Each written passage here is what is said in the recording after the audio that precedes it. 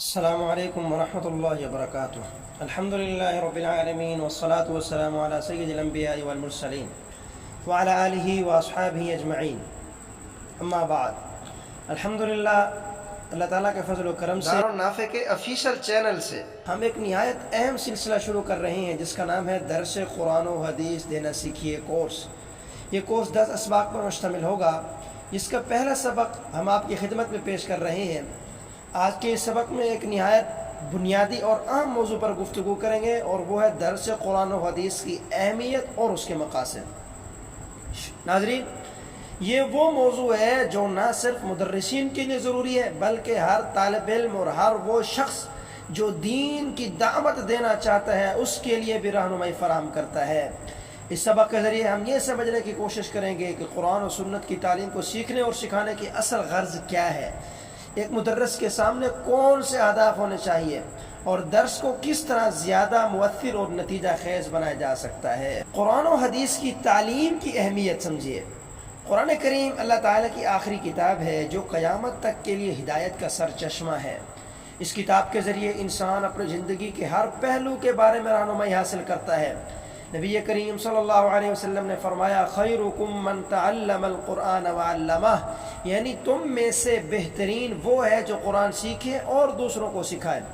اسی طرح حدیث رسول صلی اللہ علیہ وسلم قرآن کی تشریح اور عملی تفسیر ہے۔ جب تک دین کو کامل سمجھنے کے لیے حدیث کو شامل نہ کریں، دین کی مکمل فہم سے محروم رہے گا۔ اس لیے قرآن و حدیث کی تعلیم کا درس محض ایک تعلیمی سرگرمی نہیں بلکہ یہ امت کی روحانی اور فکری اور عملی ضرورت ہے۔ درس قرآن و حدیث کی دینی اہمیت۔ درس قرآن و حدیث ایک ایسی عبادت ہے جس کے ذریعے علم کا نور دلوں تک منتقل ہوتا ہے۔ یہ عمل نہ صرف فرد کی اصلاح کرتا ہے بلکہ پورے معاشرے کی فضا کو بدل دیتا ہے۔ قرآن ہمیں بتاتا ہے یہ کتاب ذکر اور نصیحت ہے، اور جو لوگ اس کے درس میں شریک ہوتے ہیں وہ گویا اللہ کے کلام سے براہ راست جڑ جاتے ہیں۔ حدیث میں آتا ہے کہ جب لوگ اللہ کے گھروں میں جمع ہو کر قرآن پڑھتے اور اس کا درس کرتے ہیں، اس کا درس دیتے ہیں، تو ان پر سکینت نازل ہوتی ہے، رحمت انہیں ڈھانپ لیتی ہے، فرشتے انہیں گھیر لیتے ہیں۔ یہ سب کچھ قرآن اور حدیث کی برکتوں میں سے ہوتا ہے۔ یاد رکھیے، تعلیم کا مقصد محض معلومات کا حصول نہیں بلکہ شخصیت سازی ہے۔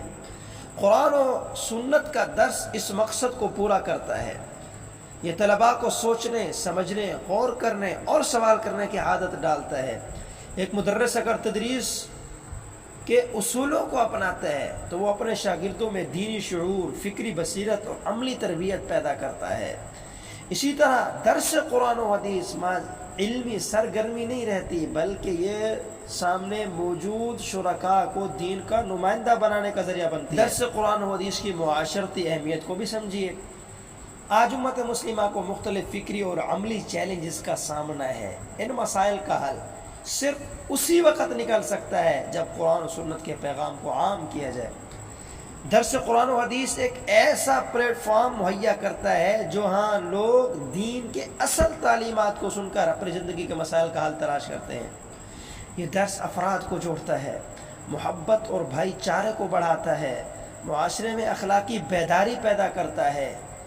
جب اس کی اہمیت واضح ہو گئی، اب آپ اس خدمت میں ہم اس کے کچھ مقاصد بھی ذکر کرتے ہیں۔ بنیادی مقاصد درس قرآن و حدیث کو جو عام بناتے ہیں، یاد رکھیے جب ہم درس قرآن و حدیث کی بات کرتے ہیں تو ہمارے سامنے کچھ واضح مقاصد ہونے چاہیے تاکہ ہماری محنت رائے گاہ نہ جائے۔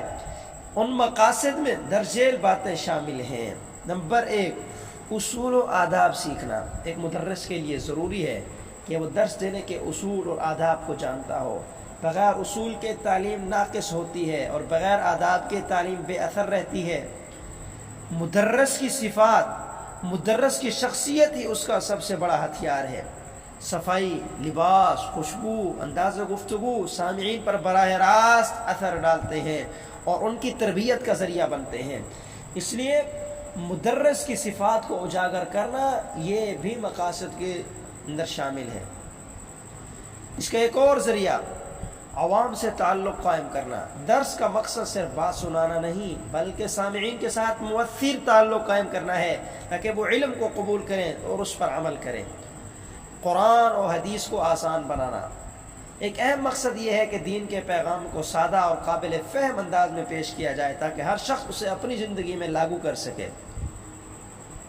شعور اور عمل پیدا کرنا. درس کا اصل مقصد سامعین کو صرف معلومات دینا نہیں بلکہ ان میں دین پر عمل کرنے کا جذبہ پیدا کرنا ہے، اور سب سے بڑھ کر یہ کہ ان کے اندر اللہ کی شریعت کے مطابق زندگی گزارنے کا اصل ملکہ پیدا کرنا ہے. ہر ایک میں یہ احساس پیدا کرنا ہے کہ وہ اپنی 24 گھنٹے کی زندگی اللہ کے حکم کے مطابق گزارنے والا بن جائے. یہ ترتیب ہمیں تدریجی طور پر آگے بڑھنے میں فائدہ دے گی.